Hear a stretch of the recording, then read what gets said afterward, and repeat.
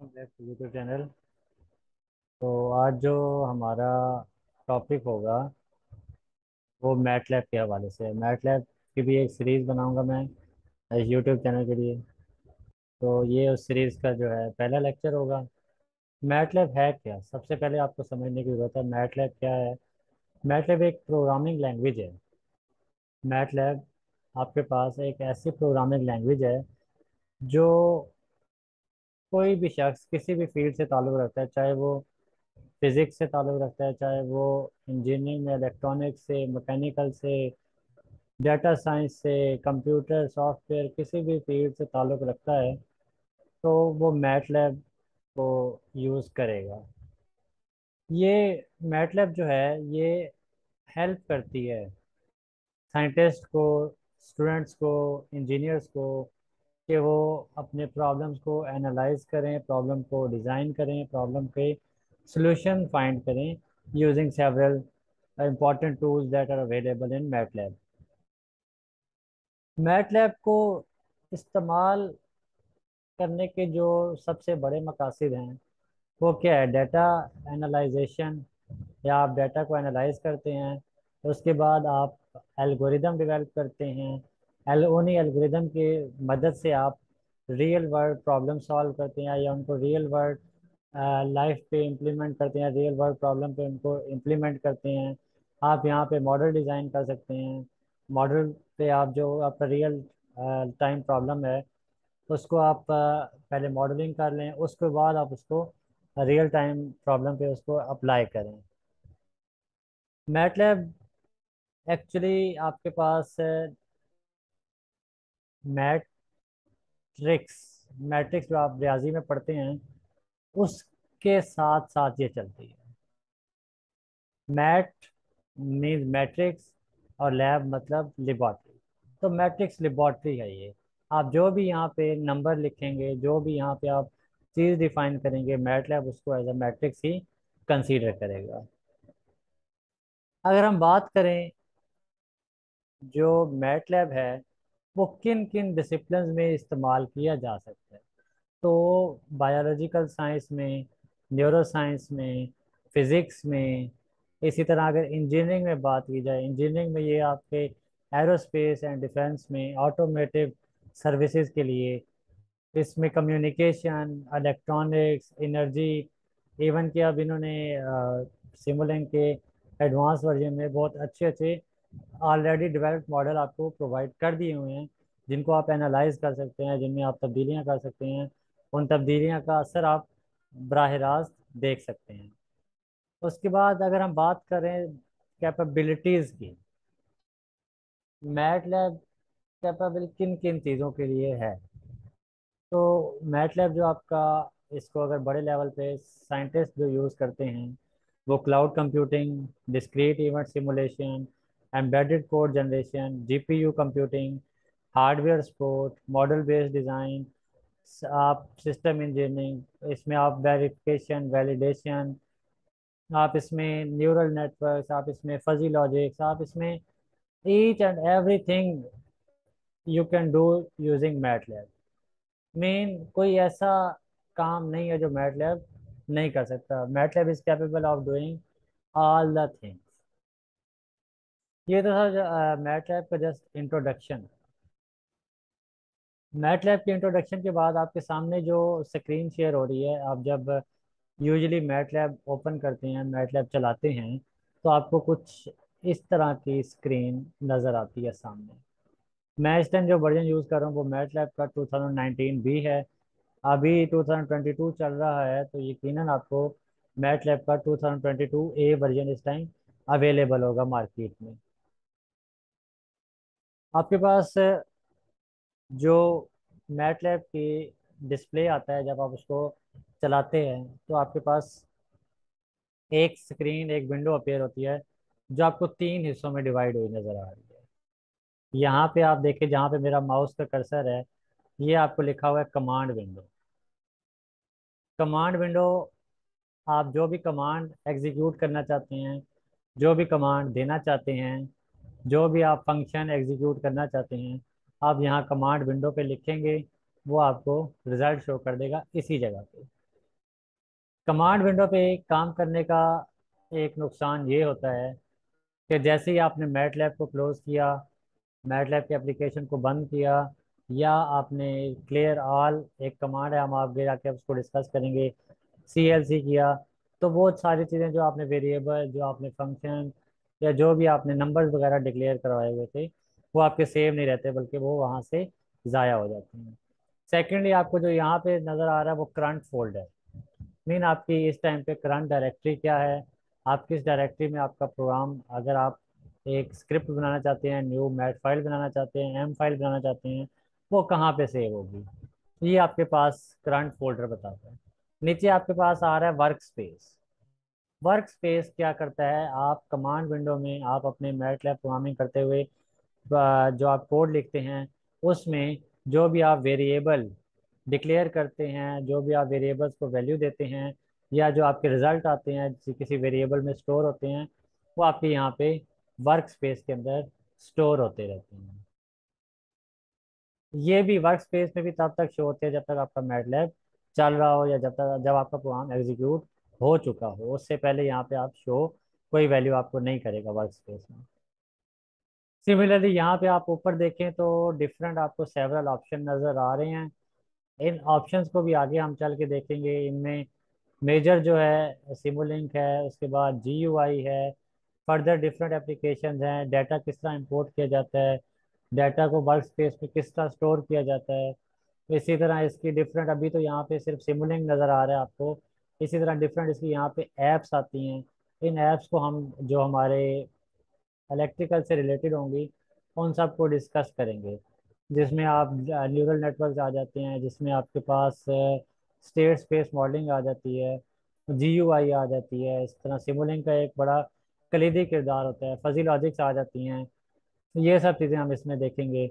Similarly plots वगैरह हम इसमें देखेंगे, प्लॉट में प्लॉट की टाइप्स क्या होती हैं, इसमें प्लॉट को, प्लॉट के ऊपर कलर किस तरह यूज़ करते हैं, मल्टीपल फिगर किस तरह प्लॉट करते हैं, सब प्लॉट क्या होता है, ये हम आने वाले लेक्चर्स में देखेंगे। तो सबसे पहले मैं आपको अमली तौर पे अगर इसमें काम करके दिखाऊं, जिस तरह मैंने आपको बताया था, कमांड विंडो का जो भी आप काम करेंगे वो इस पे आपको शो होगा। ये each and every element you declare is defined as a matrix है। आप फॉर एग्जांपल, मैं यहाँ पे A = 1 करता हूँ। अभी मैंने A = 1 कर दिया, अभी मैंने मज़ीद कुछ नहीं किया। इसमें अगर आप चाहते हैं कि आपके रिजल्ट शो हो कमांड विंडो पे, तो आपने जो भी वेरिएबल डिक्लेयर किया है, जो भी लाइन आपने लिखी है, जो भी चीज़ आपने डिफाइन की है, उसके आगे सेमी कॉलन नहीं लगाएंगे, तो आपकी वो चीज़ कमांड विंडो पे शो हो जाएगी। अगर मैं चाहता हूँ जी मेरा रिजल्ट कमांड विंडो पे शो ना हो, तो मैं इसके आगे सेमी कॉलन लगा दूंगा। सेमी कॉलन लगाने के बाद क्या होगा, ये A = 1, यानी एक मैट्रिक्स ए बन जाएगा जिसके अंदर एक वैल्यू स्टोर होगी 1। वो सेव तो हो जाएगी आपकी वर्क स्पेस में, लेकिन आपको कमांड विंडो पे उसका रिजल्ट नजर नहीं आएगा। अब मैंने सेमी कॉलन लगाने के बाद इंटर प्रेस किया, तो आप देखें यहाँ पे वर्क स्पेस में आपको एक ए की वैल्यू आपको मिल गई है, और यहाँ पे आपको कमांड विंडो पे कोई वैल्यू शो नहीं हुई। सिमिलरली, जैसा कि मैंने आपको बताया था कि ये मैट लैब हर एक डिजिट को, हर एक नंबर को एज अ मैट्रिक्स कंसीडर करता है। तो मैं इसकी आपको एक एग्जांपल देना चाहता हूँ। अभी जो हमने ए डिफाइन किया है, A = 1, इसको जो हमने डिफाइन किया है, इसमें हम इसका साइज देखते हैं। जिस तरह आप मैट्रिक्स पढ़ते हैं, उसमें मैट्रिक्स में साइज होता है, इस तरह हम इसका अगर साइज चेक करना चाहें, तो इसमें साइज की कमांड यूज होती है, साइज। साइज किसका देखना है, जो भी आपने मैट्रिक्स डिफाइन किया है, उसका मैट्रिक्स आप ए लिख दें, तो वो आपको उसका साइज बता देगा। यहाँ पे लिखने में गलती हो गई थी, SIZE केस सेंसिटिव है, तो इसमें आपने स्पेलिंग वगैरह के ख्याल करना है। साइज ऑफ ए मैंने किया, तो उसने क्या बता दिया, 1 × 1 मीन उसमें एक ही रो है, एक ही कॉलम है। आपका जो मैट्रिक्स ए आपने डिफाइन किया था, वो 1 × 1 का था, एक ही एलिमेंट था 1, उसको उसने कंसिडर किया 1 रो और 1 कॉलम के तौर पे। अब यहाँ पे बात करते हैं कि अगर हमें मैट्रिक्स जनरेट करवाने हैं, वो किस तरह करवाएंगे। 3 × 3 का, 2 × 2 का, हमें रोज, हमें कॉलम, ये किस तरह ऐड करने पड़ते हैं। तो जो मैंने आपको कमांड बताई थी क्लियर ऑल की, क्लियर ऑल की कमांड यूज होती है आपके पास जो भी आपने वेरिएबल्स डिफाइन किए हुए हैं वर्क स्पेस में, सेव किए हुए हैं, उनको क्लियर करने के लिए। अभी मैंने क्लियर ऑल लिखा है, मैं इसको प्रेस करूंगा तो आप देखिएगा वर्क स्पेस के वेरिएबल डिलीट हो जाएंगे आपके। देखा आपने, वर्क स्पेस के वेरिएबल डिलीट हो गए। अभी मैं कमांड विंडो को भी क्लियर करना चाहता हूँ, तो इसके लिए एक कमांड जो होती है CLC की, CL for clear, C for command window. ये मीन क्लियर कमांड विंडो। अगर आप करना चाहते हैं कमांड विंडो को, CLC की कमांड यूज करेंगे तो आपकी कमांड विंडो, तो जो भी आपका काम हुआ है वो क्लियर हो जाएगा। ये हो गया। अब आपके पास आपका जो नेक्स्ट टॉपिक आता है वो, हमने 3x3 का मैट्रिक्स जनरेट करवाना है। किसी भी वैल्यूज का अगर आप 3x3 का मैट्रिक्स जनरेट करते हैं, मैं उसको नाम देता हूँ बी से। मैंने उसका नाम दे दिया बी। फर्स्ट ऑफ ऑल आपने रोज और कॉलम डिसाइड करने हैं। आपको पता चल गया साइज क्या रखना है, आपने 3x3 का रखना है। अब 3x3 में पहले आप जब लिखते हैं तो उसकी आप फर्स्ट रो लिखते हैं, उसकी आप फर्स्ट रो लिखते हैं। रो एलिमेंट ऐड करने के लिए आप क्या करते हैं, आप दो तरीके से लिखते हैं। आपने फर्स्ट एलिमेंट लिखा, आप स्पेस भी दे सकते हैं फर्स्ट एलिमेंट लिखने के बाद, वो 2 हो जाएगा, या जो भी आप नंबर रखना चाहें। आप थर्ड एलिमेंट लिखना चाहते हैं, फिर स्पेस दबाएं, आपने थर्ड एलिमेंट लिख दिया। ये आपके एक रो के 3 एलिमेंट आ गए, या आप कह सकते हैं ये एक रो आ गई आपके पास। अब आप दूसरी रो बनाना चाहते हैं, एक रो में 3 एलिमेंट मतलब 3 कॉलम आ गए आपके पास। अब आप दूसरी रो बनाना चाहते हैं। रो बनाने के लिए तरीकेकार क्या है, जो आपने फर्स्ट रो बना ली उसके बाद आप बीच में सेमी कॉलन लगाएंगे। सेमी कॉलन लगाने के बाद आप जिस तरह से पहले रो बनाई थी वो तरीका भी ठीक है, या आप बीच में एलिमेंट्स को कॉमा से भी सेपरेट कर सकते हैं। ये आपके पास आ गया दूसरा रो। सिमिलरली आप थर्ड रो बनाने के लिए भी बीच में सेमी कॉलन लगाएंगे, और आप यूज़ करें इसमें स्पेस यूज़ करें या आप इसमें कॉमा यूज़ करें, आपके पास 3 एलिमेंट इस तरह थर्ड रो के भी डिसाइड हो जाएंगे। तो ब्रेसिस क्लोज जब भी मैट्रिक्स आप डिक्लेयर करेंगे, वो आपकी जो स्क्वायर ब्रैकेट्स हैं उसमें डिक्लेयर करेंगे। अब चूंकि मैं ये रिजल्ट अपने कमांड विंडो पे डिस्प्ले करवाना चाहता हूँ, इसलिए मैंने इसके आगे सेमी कॉलन नहीं लगाए। अब जैसे ही मैंने ये लिख के ख़त्म किया, मेरे पास क्या हो जाएगा आप देखेंगे। आप, मैं इंटर प्रेस करता हूँ, मेरे पास एक 3x3 का मैट्रिक्स आ जाएगा। ये देखें आपके पास एक 3x3 का मैट्रिक्स आ गया है, जिसमें 3 रोज और 3 कॉलम हैं। सिमिलरली आप इसमें इसका साइज, अगर आप बिल्कुल न्यू हैं, आपको साइज का अंदाज़ा नहीं है, आप इसका साइज देखना चाहते हैं, तो क्या होगा, आप लिखेंगे साइज ऑफ मैट्रिक्स बी, तो वो आपको बता देगा ये 3x3। सिमिलरली आप इसमें रैंडम मैट्रिक्स भी जनरेट कर सकती हैं। रैंडम मैट्रिक्स जनरेट करने के लिए क्या होता है, आपके पास RAND, रैंड की कमांड इस्तेमाल होती है। रैंड की कमांड इस्तेमाल करने के बाद आपने स्मॉल ब्रेसेस यूज करनी है। स्मॉल ब्रेसेस, अब आपने जिस भी साइज का, 3x3 का, 4x4 का, 1x1 का, 5x5 का, जिस भी साइज का आपने मैट्रिक्स डिफाइन करना है, आप रैंड की कमांड लिखें, और आप उसमें मैं लिख देता हूँ 4x4। तो ये 0 से 1 के दरमियान आपके पास एक 4x4 का रैंडम मैट्रिक्स जनरेट करेगा। रैंड कमांड यूज होती है रैंडम मैट्रिक्स जनरेट करने के लिए। ये आपके सामने एक 4x4 का रैंडम मैट्रिक्स जनरेट हो गया, जिसकी वैल्यू 0 से 1 तक वेरी करती है।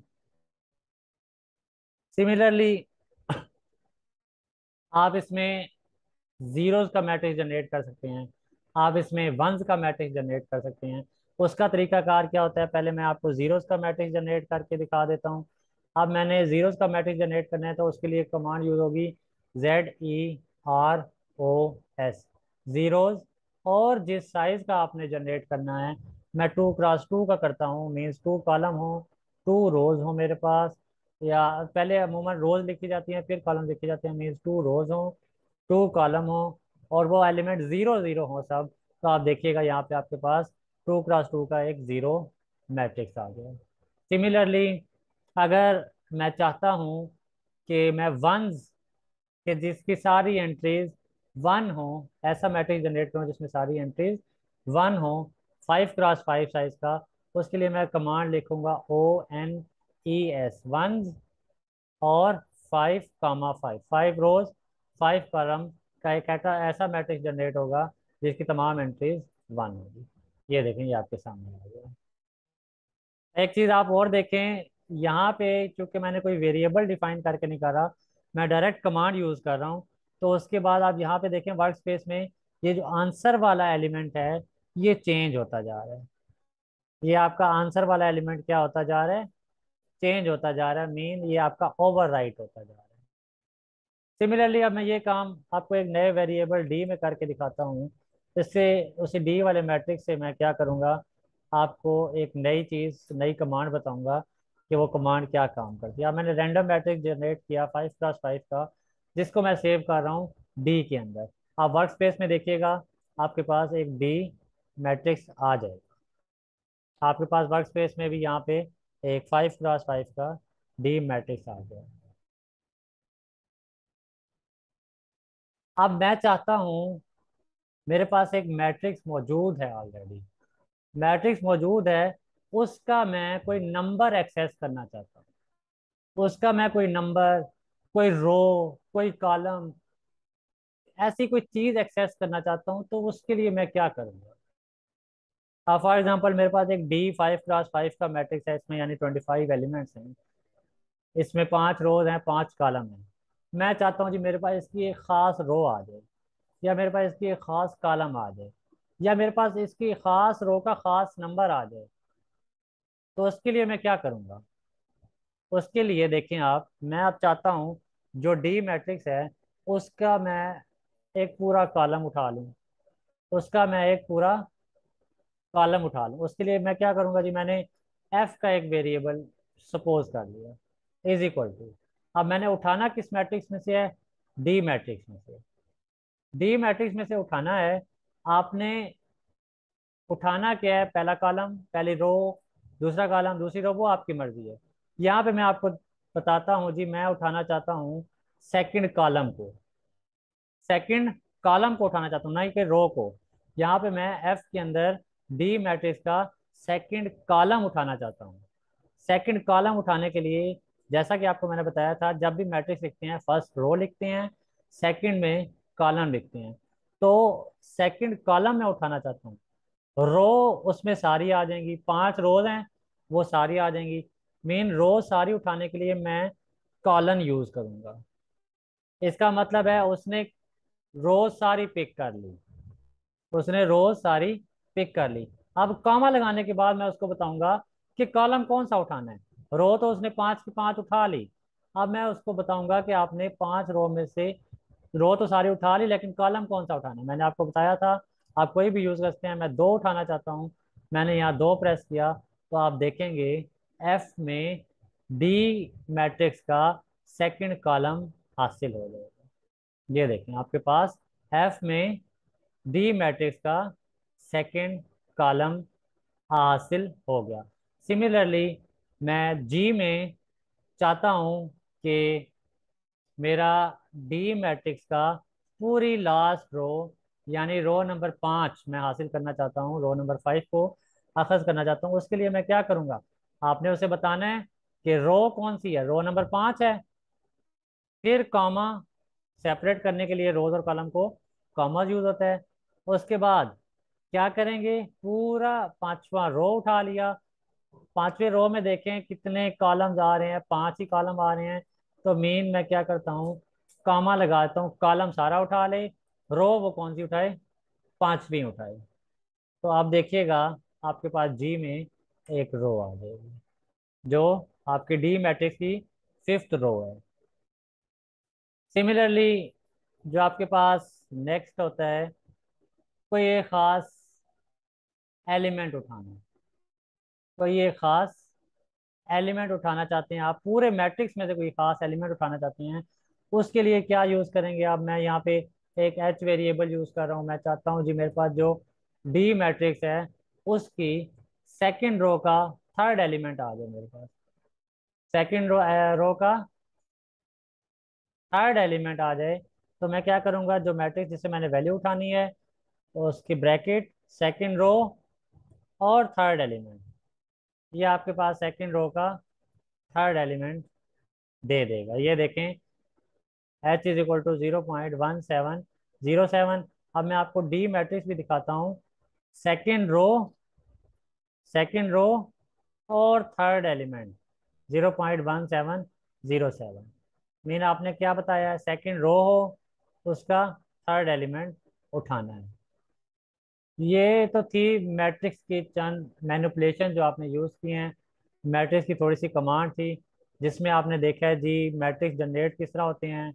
जीरो साइज का मैट्रिक्स, वन साइज का मैट्रिक्स, रैंडम मैट्रिक्स, रैंडम के मैट्रिक्स के एलिमेंट को एक्सेस करना, आप मैं इसकी पूरी रोज को एक्सेस करना, पूरे कॉलम को एक्सेस करना, ये किस तरह से होता है। ये तो बात थी मैट्रिक्स के बेसिक्स के बारे में, या मैटलैब की बेसिक के बारे में। जो नेक्स्ट लेक्चर हमारे होंगे, उसमें हम मैट्रिक्स एडिशन, और उसमें हम कम्प्लेक्स मैट्रिक्स, मैट्रिक्स का इन्वर्स, ये चीज़ें डिस्कस करेंगे। उसके बाद हम आएंगे इसमें प्लॉट्स वगैरह की तरफ। प्लॉट्स किस तरह होते हैं, सब प्लॉट्स किस तरह होते हैं, फंक्शंस बनाए जाते हैं, लूप्स होंगी, फॉर लूप्स होंगी, डू वाइल, ये सब लूप्स हम आगे पढ़ेंगे। फंक्शंस पढ़ेंगे, प्लॉट्स पढ़ेंगे, मैट्रिक्स को ही लेके हम आगे चलेंगे। अभी आपको मैट्रिक्स का बताने का मकसद ये था, क्योंकि मैट लैब हर एलिमेंट, हर एंट्री को एक मैट्रिक्स के तौर पे डील करता है। तो अगर किसी का कोई क्वेश्चन हो, कोई कुछ पूछना चाहता हो, तो आप कमेंट सेक्शन में सवाल पुट कर सकते हैं। आपका सुनने का शुक्रिया। अपना ख्याल रखिएगा।